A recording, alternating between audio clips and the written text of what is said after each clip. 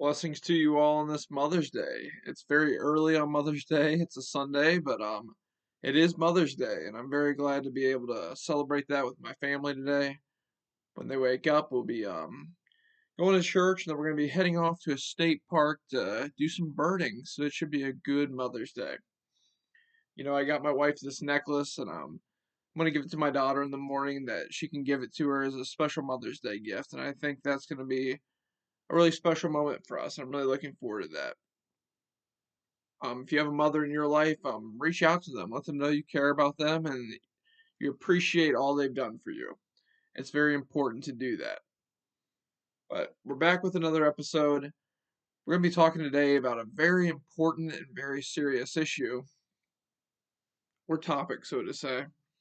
But it's one that is very stigmatized in our society, and it's also one that a lot of people struggle with. So we need to make it more common to talk about it, and that is mental health. Mental health is something that is very disabling to a lot of people. It comes up into their lives in a lot of different ways, and it presents challenges that are just hard to deal with. And we need to be able to talk about that. We need to be able to talk about how we're dealing with, how we're feeling, and how we're dealing with those feelings. So to start this video off, I just wanted to read. I have this liturgy book. It's called A Liturgy for All Bodies. Very inclusive liturgy book. But there's a liturgy in here about kind of just anxiety and depression. But it's about trusting the medical professionals that are trying to work with people with mental health. Maybe you're struggling with anxiety or maybe a little bit of depression, and maybe you don't go to a counselor. If you don't feel that you need that, that's okay. But this is going to be talking a little bit about trusting the people that God puts around us to help us with our mental health. So I'm just going to read this. It's a prayer for those who have recently been diagnosed with clinical depression and anxiety. So if you're dealing with anything like that, this is for you. If you're not dealing with something like that, but maybe it's a different mental health challenge, try to find something out of this that you can use in your own life. So I'm just going to read this. Jehovah Shalom, the God who calms both our internal turmoil and external chaos. Give us the courage to seek the help of professional counselors and medical doctors. Remove the feelings of shame associated with the myth of perfection that is propagated in society and in the church that, that causes feelings of guilt about taking medication. May your spirit calm my amygdala that is overfiring to warn me of real and perceived danger because of past trauma, so that I may be able to live with a greater sense of peace and security and a balanced mental health. In the name of the one who is our refuge, shelter, and strength. Amen. Probably caught me there. Couldn't really pronounce that word. I still don't know how you pronounce it, but nonetheless, what it's saying is we need to be trusting the medical professionals, our counselors, our doctors, because they can help us. I hate when churches and pastors they try to act like you don't need professional help. And not everybody needs to go to a counselor. But I'm somebody that thinks that counseling should be a lot more common than what it is. If you're dealing with something, go to a counselor. Just go talk to somebody. You don't have to go there, and it doesn't even have to be more than one time. Just go and just get it off your chest and let them help you guide you through the challenges in your life. But what I don't like is when pastors and churches and different organizations, they can even be individuals in the church or just individuals in our community, try to act like we can just pray away the mental health problems or we can just forget about them. There's a lot of Christians that act like mental health isn't real. And it's so discouraging when that is how people perceive mental health. Because mental health is very real. And I think we need to establish the fact that it's much more common than what a lot of people, especially Christians, try to act like it is.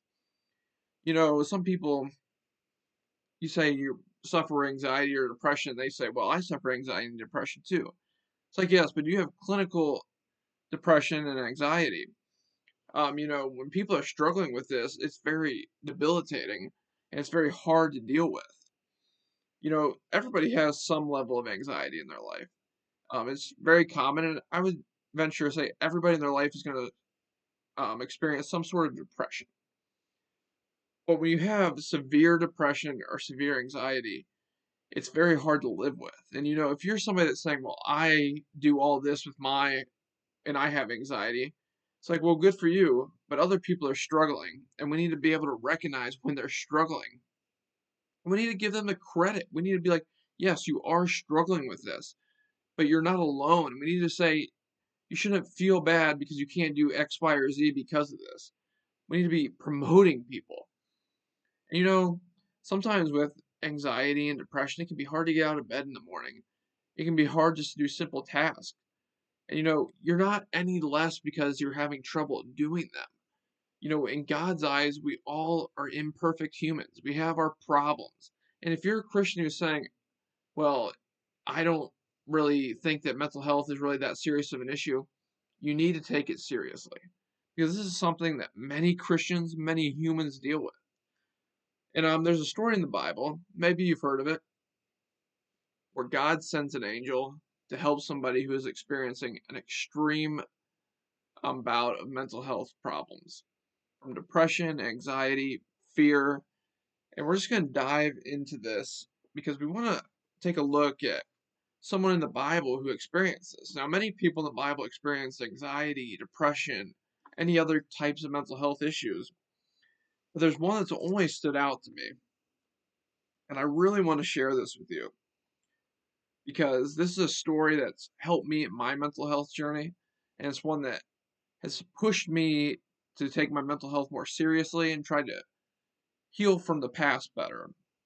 And this story has taught me how to treat people with mental health, how we can be an advocate for them, and how we can help them when they're in this season of depression or experiencing anxiety or any other mental health issue. This is in 1 Kings 19, and the title is simply Elijah Flees from Jezebel. Ahab told Jezebel all that Elijah had done and how he had killed all the prophets with the sword. Then Jezebel sent a messenger to Elijah, saying, "So may the gods do to me and more also, if I do not make your life like the life of one of them by this time tomorrow." Then he was afraid. He got up and he fled for his life. He's fleeing for his life because these people are threatening to come after him. He's done a lot of bad stuff and they're threatening to come after him. He left his servant there, but he himself went a day's journey into the wilderness and came and sat down under a solitary broom tree. He asked that he might die. "It is enough now, O Lord. Take away my life, for I am no better than my ancestors." So what he's doing here is he's asking God to take his life away. He's messed up so bad. He's experiencing fear and anxiety. He doesn't know what to do. He asks God, "Take away my life." And maybe you've been in that position before. Maybe you've been in a position where you just felt like maybe the world would be better off without you. And if you've been there and you've experienced those feelings, you are valued. Those feelings are real feelings and you're valued. You're not any less for thinking that at any point in your life. Then he lay down under the broom tree and fell asleep. Suddenly an angel touched him and said to him, "Get up and eat." He looked, and there at his head was a cake baked on hot stones and a jar of water. He ate and drank and lay down again. The angel of the Lord came a second time, touched him, and said, "Get up and eat, or the journey will be too much for you." He got up and ate and drank, and he went in the strength in that food 40 days and 40 nights to Horeb, the mount of God. At that place he came to a cave and spent the night there. We'll stop there. But yeah, a lot's happening there. What is going on? Basically, what happens is the Lord sends an angel to take care of Elijah. Elijah's saying, "Please take my life away, Lord." And God says, "I'm going to send an angel to you." And what's the angel do? He prepares him food, he gives him water to drink, and he comforts him. That's really a testament to what we can do for people who are struggling with mental health issues. Is we can give them a meal. We can just sit with them and let them know they're not alone. And we can also just give them the space they need to sort out whatever's going through their heads. And in the modern day sense, another thing you can do for people with mental health problems is you can guide them towards professionals who can do what regular people can't do. I've said on my show before, maybe you've heard it, maybe you haven't, but I've said that I don't really like when pastors try to act as counselors. You're not a clinical professional. We need to have clinical counselors and licensed social workers who are trained to counsel people clinically. We need to have those people address serious issues of mental health. And also, I would venture to say, even relationship issues and anything else. We need counselors who are qualified. And some pastors, they think they're everything. They think they're a financial guru. They think they're a theologian. They think they're a counselor. They think they're a medical doctor. But if you're a pastor and you're watching this, you don't have to be everything. And you don't have to be perfect at everything. You are not the answer to everything for somebody.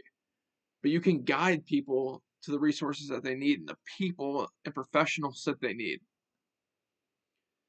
Being a pastor, you come across a lot of different people, but you're not going to be the person that heals everybody. And you shouldn't be.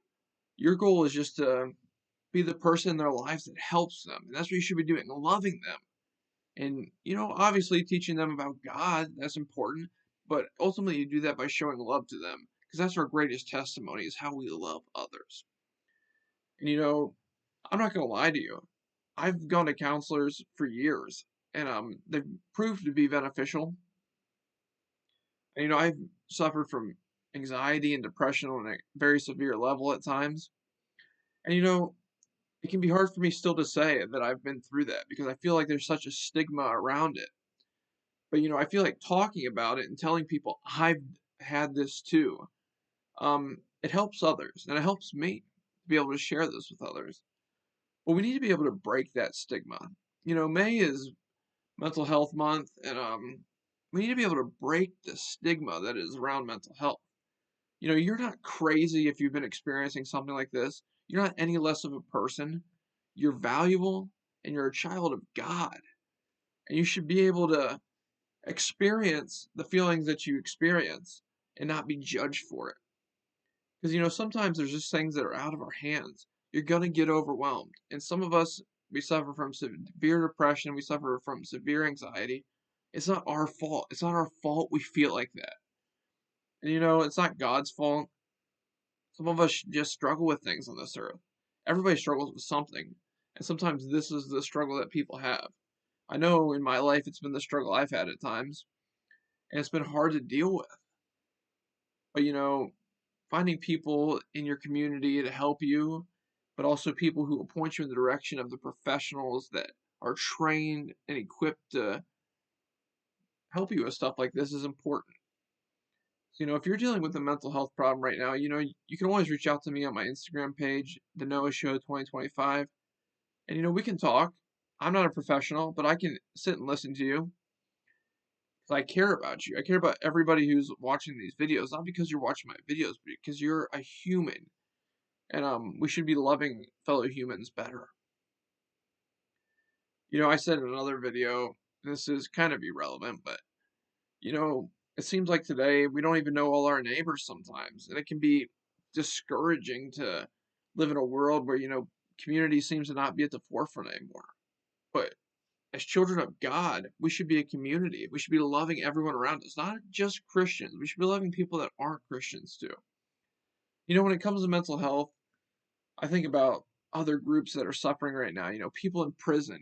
They're going through such a hard time and they're outcast by the world. But, if we really want to love people with the love of God, we need to be loving them and we need to be thinking about the challenges that they're going through. So that's one group that's experiencing something that I could never even imagine experiencing. But, they're lonely. They're being ripped from their families. All the stuff that goes on in prison, it can be hard. So we need to be praying for those people. We also need to be praying for the people who are in the military. I've always said, I'm somebody that's a peace advocate. But some people in the military are suffering, and we need to be praying for them. They're suffering with their mental health. I know my mental health suffered when I was in the military, and it lingered when I got out. I still deal with it sometimes. But we need to be praying for the people that are there dealing with these struggles. We also need to be praying for our kids. Our kids are growing up and, we don't always know what they're experiencing. We need to be praying for them. Even if you have little kids like I have, 4 and a 1-year-old, they're experiencing things new to them every day. And the environment that we build around them is ultimately going to dictate how they feel for the rest of their life on things. We need to be praying for our kids. Another group that struggles with a lot of anxiety these days is immigrants. Our immigrant neighbors don't know if they're going to be ripped from their families. They don't know if they're going to be kicked out of their homes. We need to be praying for them in that struggle. And we need to be praying for everyone around us because everybody is struggling with something. But when it comes to mental health, it's simple. You need to find your community and you need to learn ways to heal. And that can be different for everybody. But I do stress, seek out a professional. Seek out a professional counselor who is trained in dealing with these problems. Because that is the best thing to do for this. And I'm with you. I understand. I don't understand everybody's story completely, but I understand how hard it is to deal with anxiety, crippling anxiety. And I understand how it can be depressing to go through life. And if you're in that, I sympathize with you. And I pray that you experience God's love and that people surround you and that you find the help you need. So that was my sermon for today. It was a pretty decently long sermon. So there's some things I want to tell you before I go I haven't mentioned on my show in a while. But this week, going on right now until May 18th, is the biggest week in American birding. I'm heading up there tomorrow at Maumee Bay State Park in the surrounding area. And I'm going to go up there, do some birding with my family, and just have a good time on Mother's Day. Another thing that's going on is MennoCon, Mennonite Convention, also known as Follow Jesus 25, is going on July 8th through the 12th. If you want to attend, you can sign up on Mennonite Church USA's website. Go to their convention tab. And if you are looking for something to do this summer, it's going to be a great time. I can guarantee you that. I know some of the people personally that are going to be talking there, and it's going to be great. Also, another thing that's going on is my conference, Central District Conference. They're having a another annual gathering, a smaller one than MennoCon, but it's going to be happening June 19th through the 21st. And maybe if you're in Central District Conference and you want to go see what's going on, go there. It's in Bluffton. Register and just go. I'm going to be there. It's going to be a great time. My school's going so well. My family's doing well. And it just seems like some things are going good for me. And I hope good things are going good for you too. We all have our struggles, but there's good in life. And I just want to leave you with that. And I want you to know, focus on the good around you and set goals for yourself and your family and try to achieve them. And when you do achieve them, you will feel so rewarded. You will feel so accomplished. So I'm going to leave you with that. But just remember, we need to take mental health seriously. We need to end the stigma. We need to love our neighbors well. Thank you guys, and have a great Mother's Day, and have a great week ahead of you.